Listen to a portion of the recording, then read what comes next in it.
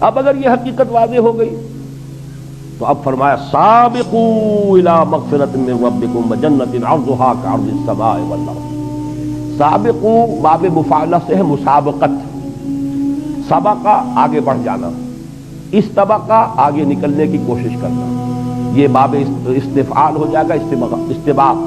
لیکن باب مفاعلہ مسابقت، دوڑ لگانا، ایک دوسرے سے آگے نکلنے کی کوشش کرنا۔ یہ لفظ بہت اہم ہے کہ تم دنیا کے طالب بن جاتے ہو تو دنیا میں ایک دوسرے سے آگے نکلنے کی کوشش کرتے ہو، دولت میں آگے بڑھ جاؤ، تفاخر بینکم وتکاثر فی الاموال والاولاد۔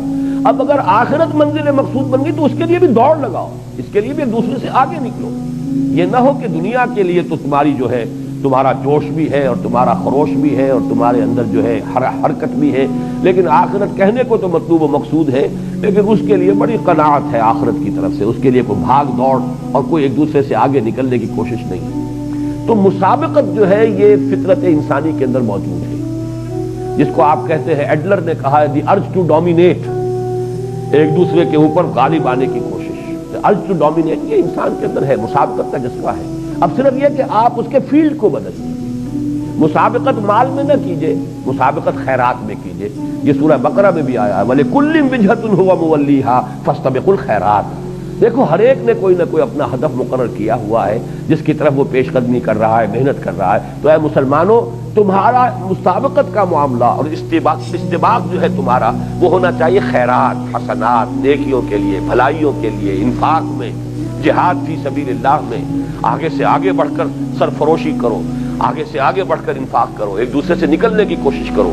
تو دین کے معاملے میں یہ مسابقت محمود ہے، یہ ناپسندیدہ شے نہیں ہے، جس کی کہ مثالیں ہمیں صحابہ کرام میں ملتی ہیں کہ حضرت عمر فرماتے ہیں کہ غزوہ تبوک کے موقع پر جب حضور نے کہا ہے کہ بڑا کڑا وقت آ گیا ہے دین کے لیے، اب جو بھی کوئی لا سکتا ہو لے کر آئے، اور ضرورت ہے پیسے کی، مال کی، اس لیے کہ بہرحال اسلحہ فراہم کرنا ہے، سواریوں کا بندوبست کرنا ہے، رسد کا بندوبست کرنا ہے۔ تو حضرت عمر فرماتے ہیں کہ اتفاقاً اس وقت میرے پاس دولت بہت تھی۔ یہ اتفاقاً کا لفظ سمجھ لیجئے کیوں تھی؟ اس لیے کہ کاروباری آدمی جو ہوتے یہ سب تاجر تھے، عرب کے سب لوگ، مہاجرین سب کے سب تاجر تھے۔ تاجر کو ہاں یہ ہوتا ہے کہ کبھی تو جس کو آپ کہتے ہیں لیکویڈیٹی، کبھی تو وہ اتنی ہوتی ہے، کوئی اتنی رقم موجود ہے، اویلیبل ہے، ورنہ یہ کہ آپ کی رقم انویسٹڈ ہے، آپ چاہتے بھی نکالنا نہیں نکال سکتے۔ لیکن کسی وقت یہ کہ آپ کے پاس دولت جو ہے کیش کی شکل میں یا اویلیبل مال کی شکل میں موجود ہے۔ تو حضرت عمر فرماتے ہیں کہ اس وقت میرے پاس اتفاق سے دولت بہت تھی، پیسہ بہت تھا۔ میں نے سوچا اس موقع پر تو میں ابو بکر سے بازی لے ہی جاؤں گا۔ تو دیکھیے یہاں وہ مسابقت کا جذبہ ہے، لیکن مسابقت فی الخیرات، فاستبقوا الخیرات۔ تو میں نے یہ کیا کہ اپنی ساری جو بھی تھی میرے ایسٹس تھے، 2 حصے کیے، ایک حصہ لا کے حضور کے قدموں میں ڈال دیا۔ اب منتظریں دیکھیں آج کیا ہوتا ہے، استباق تو ہو رہا ہے، مسابقت تو ہو رہی ہے۔ حضرت ابو بکر جو لائے ہیں تو پوچھا حضور نے کہ کیا چھوڑا گھر والوں کے لیے؟ عرض کیا کچھ نہیں چھوڑا، جو کچھ تھا لیا۔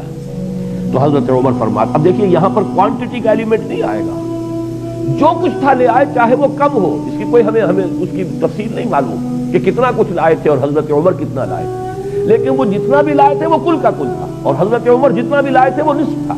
نصف تو نصف رہے گا، کل کے برابر نہیں ہو سکتا۔ تو حضرت عمر فرماتے اس روز میں نے جان لیا کہ ابو بکر سے آگے بڑھنا ممکن نہیں، رضی اللہ تعالی عنہما۔ تو یہ ہے اصل میں فاستبقوا الخیرات، سابقوا، دوڑو، آگے نکلو۔ اور اس کی بڑی پیاری حدیث بھی موجود ہے، حضور نے فرمایا دیکھو دنیا میں اس کو دیکھا کرو جو تم سے پیچھے ہو، اور دین میں اس پر نگاہ رکھو جو تم سے آگے ہو۔ اس لیے کہ جو آگے ہے دین میں اس کو دیکھو گے تمہارے اندر بھی جذبہ ابھرے گا، یہ اگر اتنی کچھ کر رہا ہے میں بھی کر سکتا ہوں، میری ہی طرح کا انسان ہے۔ اور اگر جو پیچھے ہے دین میں اس کو دیکھو گے تو سمجھو گے میں جو کر رہا ہوں بہت کر رہا ہوں، اس لیے کہ اس نے تو یہ بھی نہیں کیا، میں نے تو یہ کچھ تو کر لیا، تو اس سے آپ کی ترقی رک جائے گی۔ دنیا میں اگر آگے والے کو دیکھیں گے تو آپ میں جذبہ ابھرے گا کہ آپ دنیا کمانے کے لیے اور مزید محنت کریں، پیچھے والے کو دیکھیں گے تو قناعت پیدا ہوگی۔ تو دنیا کے لیے قناعت چاہیے، اب اس کا بھی تو گزارا ہو رہا ہے، اس کے بغیر بھی تو کام چل رہا ہے، آخر وہ بھی اسی دنیا میں رہ رہا ہے، تو کیا ضروری ہے؟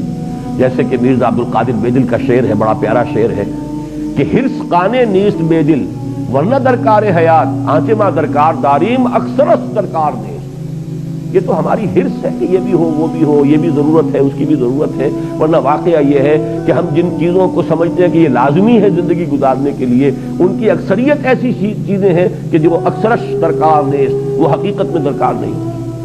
تو دنیا میں اس کو دیکھو جو تم سے پیچھے ہے، تاکہ جو بھی تمہیں حاصل ہے اس پہ قناعت پیدا ہو، شکر ادا کرو اللہ کا، اور دین میں اس کو دیکھو جو تم سے آگے ہے، تاکہ تمہارے اندر بھی آگے بڑھنے کا جذبہ پیدا ہو۔ سابقوا الى مغفرۃ من ربکم وجنۃ عرضها كعرض السماء والارض، اس جنت کے حصول کے لیے دوڑ لگاؤ جس کا پھیلاؤ، جس کی پہنائی آسمان اور زمین جتنی ہے۔ چنانچہ ایک دوسرے مقام پر یہ بھی آیا ہے وسارعوا، لفظ سارعوا وہاں آیا مسارعت، یہ سورہ آل عمران کی آیت نمبر 133 ہے۔ سارعوا الى مغفرۃ من ربکم وجنۃ عرضها السماوات والارض، یہاں جو لفظ عرض آیا ہے ان دونوں آیات میں، وہ ایک تو ہم لفظ عرض استعمال کرتے ہیں طول کے مقابلے میں، طول اور ہے، عرض کم ہوتا ہے، طول زیادہ ہوتا ہے، لیکن عربی زبان میں جو عرض کا لفظ آتا ہے وہ کسی شے کی وسعت کے لیے، مجرد وسعت کو ظاہر کرنے کے لیے۔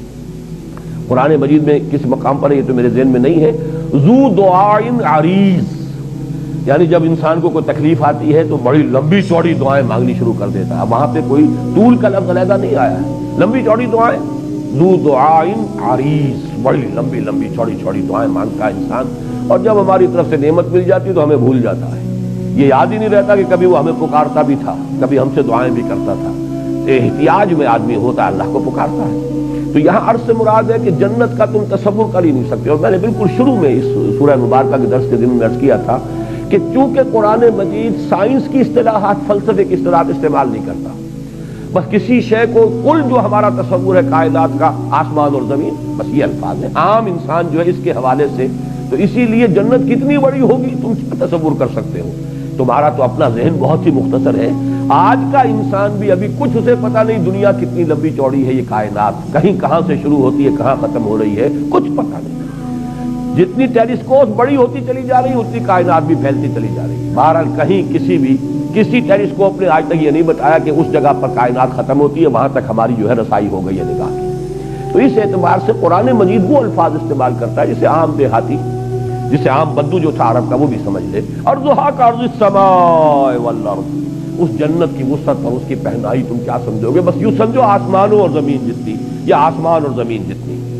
لیکن فرمایا اعدت للذین آمنوا باللہ ورسلہ، اعداد کہتے ہیں کسی چیز کو اہتمام کے ساتھ تیار کرنا۔ یہ جنت فراہم کی گئی ہے، تیار کی گئی ہے، سنواری گئی ہے پوری طریقے سے، اس کو بنایا گیا ہے کس کے لیے؟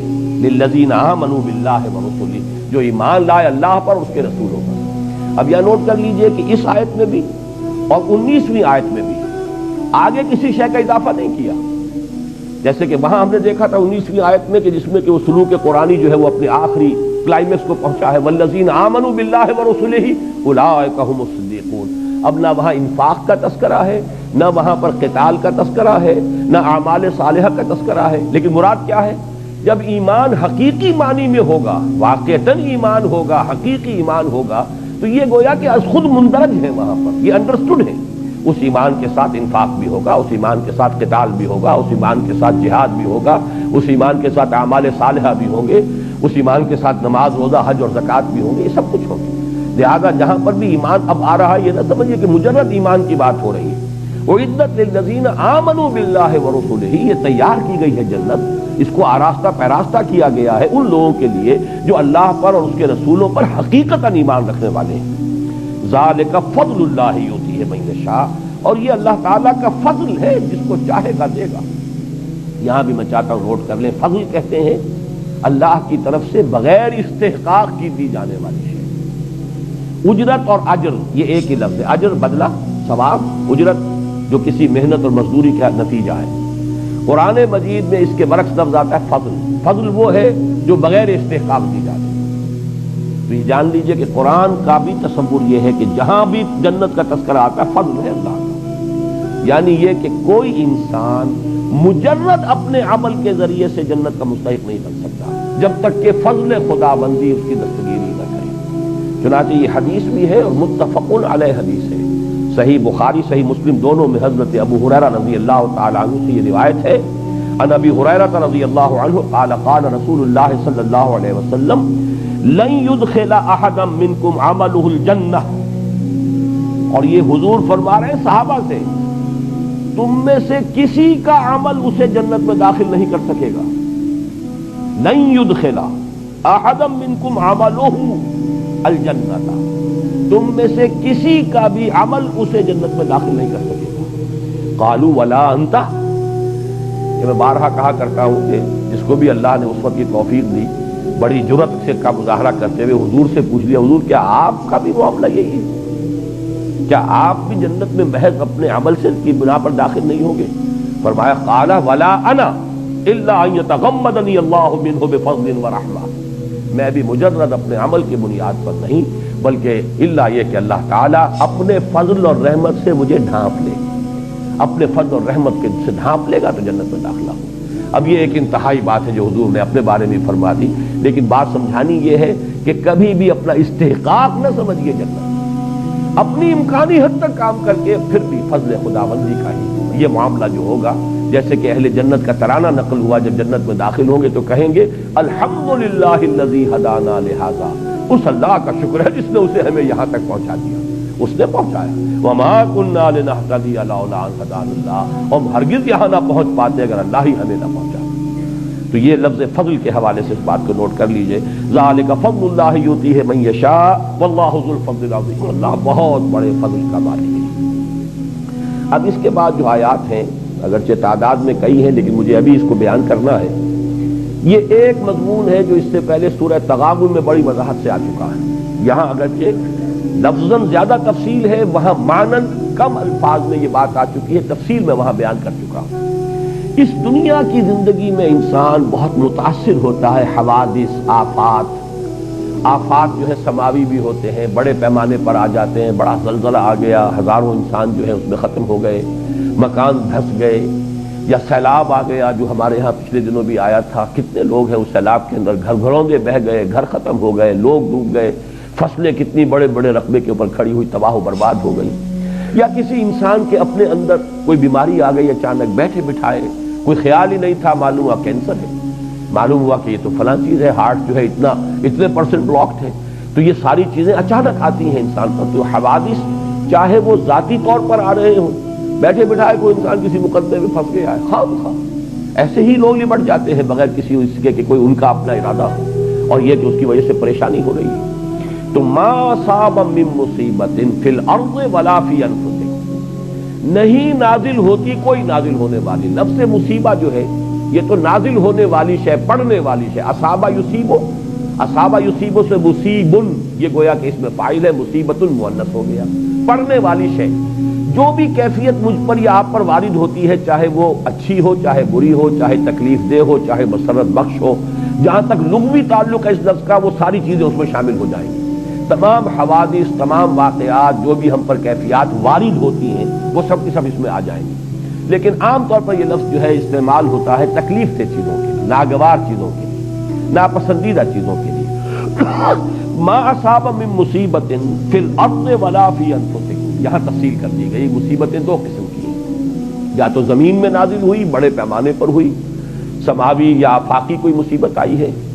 ولا فی انفسکم، نہ تمہاری اپنی جانوں میں کوئی تکلیف ہے، بیماری ہے، کوئی اور عارضہ ہے، کوئی حادثہ ہو گیا ہے، اس میں آدمی کا کوئی عضو جو ہے وہ کٹ گیا ہے، کوئی اور مسئلہ ہوا ہے.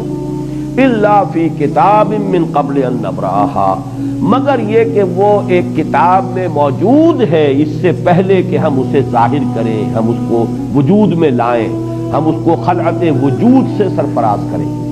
اب چونکہ فلسفہ وجود سے متعلق بحث ہم کر چکے ہیں پہلے حصے میں بہت زیادہ، تو یہاں میں چاہتا ہوں کہ ذرا یہ نبرہ کے حوالے سے بھی بات سمجھ لیں.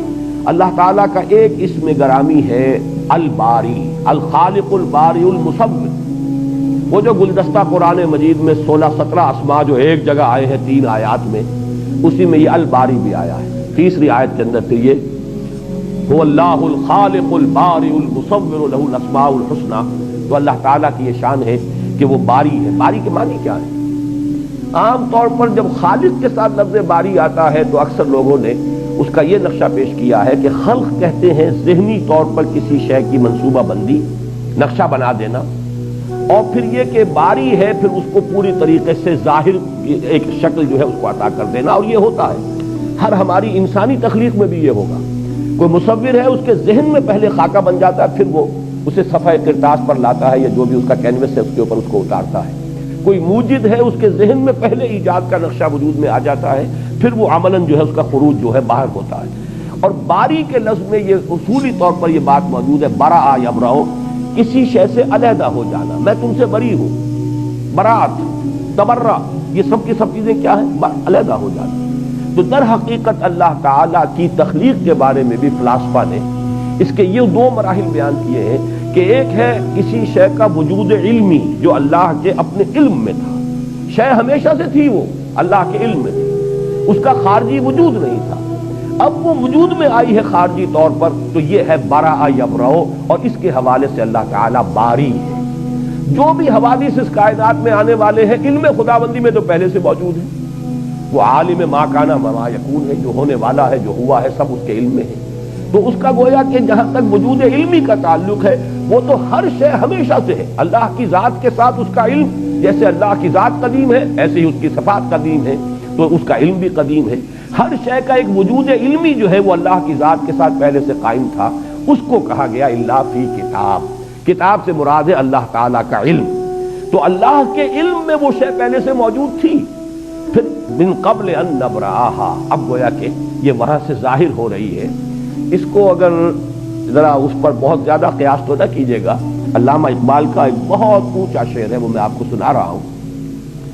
بضمیرت آرمیدم تو بجوش خود نمائی، بکنارہ برفگندی در آب دار خود را.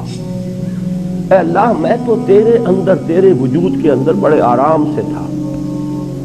کیا معلوم؟ میں علامہ اقبال جو 1877 میں پیدا ہوئے یا اس سے 9 مہینے پہلے وہ والدہ محترمہ کے رحم کے اندر ان کا جو بھی استقرار حمل ہوا، اس سے لاکھوں کروڑوں برس پہلے بھی تو ان کا وجود اللہ کے علم میں تو تھا نا.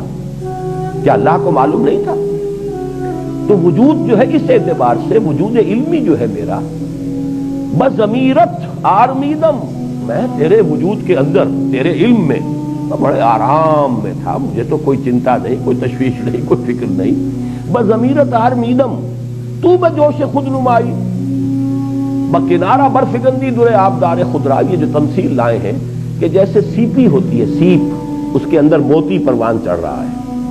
جب موتی بن جاتا ہے تو سیپ خود کھلتی ہے اور موتی کو باہر پھینک دیتی ہے. گویا کہ اس کے وجود میں جو ایک قیمتی شے پروان چڑھ رہی تھی، اب وہ اس کا ظہور چاہتی ہے نا. وہ اگر سیپی کے اندر ہی وہ موتی گم رہے تو ظاہر بات ہے اس کا حسن کس نے دیکھا؟ جنگل میں مور ناچا کس نے دیکھا؟ اس سیپی کے اندر اعلیٰ سے اعلیٰ، قیمتی سے قیمتی موتی جو ہے وہ پڑا ہوا ہے، تو کس نے دیکھا؟ کون اس کے حسن کی تعریف کرے گا؟ تو سیپی خود کھلتی اور کھل کر اور اس میں سے وہ موتی باہر نکلتا ہے، جسے پھر ہمارے غواص جو ہیں وہ جا کر سمندر کی تہہ سے نکال کے لاتے ہیں. تو نے خود سیپی کی طرح مجھے اپنے وجود سے باہر، یعنی میرا وجود مادی جو ہے، جو اس وقت میں شیخ محمد اقبال، علامہ ڈاکٹر شیخ محمد اقبال ولد شیخ نور محمد کے نام سے جو میں اس دنیا میں اس وقت ہوں، تو یہ تو اصل میں تو نے اپنی خلاقی کے ظہور کے لیے اس کائنات کو پیدا کیا. جیسے کہ وہ حدیث ہے کہ کنت کنزا مخفیا فاحببت ان اعرف فخلقت الخلق. تو اس طریقے سے اس پورے فلسفے کو سمجھ لیجئے. لفظ برا کے حوالے سے یہ پوری حقیقت واضح ہو جائے گی. بدقسمتی سے ان چیزوں پر غور کا حق ادا نہیں کیا گیا. تو من قبل ان نبرأہا، اس سے پہلے کہ ہم اسے ظاہر کریں، اسے وجود بخشیں، یہ تمام چیزیں ہمارے علم قدیم میں موجود تھیں. ان ذالک علی اللہ یسیر، یہ تمہیں تو بڑی مشکل بات معلوم ہوگی کہ ساری چیزیں ہی کسی کے علم میں ہو، لیکن تم اللہ کی صفت، جیسے اللہ کے وجود اور ذات کو نہیں سمجھ سکتے، اس کی صفات کو بھی نہیں جان سکتے. واقعہ یہ ہے، جیسا کہ میں شروع میں عرض کر چکا ہوں، صفات کی کیفیت اور کمیت دونوں ہمارے احاطہ ذہنی سے خارج ہے. ان ذالک علی اللہ یسیر، یہ اللہ کی بات ہو رہی ہے، تمہاری بات نہیں ہو رہی. یہ اللہ پر بہت آسان ہے. لیکن لا تاسوا علی ما فاتکم، نتیجہ یہ ہے جو نکالنا ہے، تاکہ تم افسوس نہ کیا کرو اس پر جو تمہارے ہاتھ سے جاتا رہے. یہ اللہ کی طرف سے حوادث آتے ہیں امتحان کے لیے. تکلیف آ جائے صبر کرو، اللہ کچھ دے دے اس کا شکر ادا کرو. لیکن لا تاسوا علی ما فاتکم، یہ نہیں فاتا فوت ہو جانا، یہ تو اردو میں بھی مستعمل ہے. اب فوت ہونا اس معنی میں کوئی موقع تھا ہاتھ سے نکل گیا، کوئی اور شے تھی آپ کے ہاتھ سے جاتی رہی. وہ آپ کا عزیز فوت ہو گیا، وہ بچہ ہے آپ کے سامنے دم توڑ رہا ہے، اور آپ بہرحال اس کو کچھ نہیں کہہ سکتے. وَنَحْنُ أَقْرَبُ إِلَيْهِ مِنْكُمْ وَلَٰكِن لَا تُبْصِرُونَ. تمہاری نگاہوں کے سامنے ہم لے جاتے ہیں تمہارے محبوبوں کو، اور تم کچھ نہیں کر سکتے، دیکھ رہے ہوتے ہو. تو یہ ہے کہ یہ فوت کوئی ہو جائے تو اس پر بھی افسوس نہ کیا کرو. اللہ کی طرف سے گئی کہاں ہے وہ شے؟ اسی کائنات میں ہے، حالت تبدیل ہوئی ہے. اللہ نے تمہارے امتحان کے لیے ایک صورت پیدا کر دی ہے. لِكَيْ لَا تَأْسَوْا عَلَىٰ مَا فَاتَكُمْ وَلَا تَفْرَحُوا بِمَا آتَاكُمْ. جو کچھ اللہ دے دے اس پر اترایا نہ کرو، اس لیے کہ یہ بھی امتحان کے لیے ہے، یہ بھی بغرض آزمائش ہے. دولت دی ہے تو حساب بھی تو دینا ہوگا. جس کے پاس دولت زیادہ ہے اس کا حساب بہت بھاری ہو جائے گا. جیسے کہ آج کل انکم ٹیکس کے معاملات ہوتے ہیں، زیادہ دولت مندوں کو زیادہ فکر ہوگی انکم ٹیکس کی. اب جن کا جو ہے گزران جو بھی ہے وہ ہینڈ ٹو ماؤتھ جسے آپ کہتے ہیں، ان سے کیا سروکار ہے کسی انکم ٹیکس انسپیکٹر کو یا آفیسر کو؟ تو معلوم ہے کہ وہاں جب حساب دینا ہوگا تو وہاں پتہ چلے گا کہ دنیا کا ایک ایک پیسہ جو ہے. اسی لیے بیلنس شیٹ جب بنتی ہیں تو کیپٹل کو لائبلٹیز کے کھاتے میں ڈالتے ہیں. یہ لائبلٹی ہے، you have to account for it. تمہیں بتانا ہوگا کہ تمہارے پاس یہ سرمایہ تھا، تم نے کیا کیا ہے. تو یہ تو وہ جو 5 سوال بتائے گئے ہیں، لن تزول قدم ابن آدم حتى يسأل عن 5 عن عمره فيما أفناه وعن شبابه فيما أبلاه وعن ماله من أين اكتسبه وفيما أنفقه وعما عمل فيما علمه. تو معلوم ہوا جو چیز اللہ دے دے اس پر اتراؤ نہ، جو اللہ چھین لے اس پر غم نہ کرو، افسوس نہ کرو. مومن کی کیفیت وہ ہونی چاہیے جسے سورہ تغابن میں کہا گیا ما اصاب من مصیبت الا باذن اللہ ومن یؤمن باللہ یہد قلبہ. جو اللہ پر ایمان رکھتا ہے اللہ اس کے دل کو ہدایت دے دیتا ہے. کس بات کی؟ تسلیم و رضا کی. اللہ کی مرضی تھی، اللہ کا فیصلہ تھا، اسی میں میرے لیے خیر ہوگا، چاہے وہ خیر مجھے نہ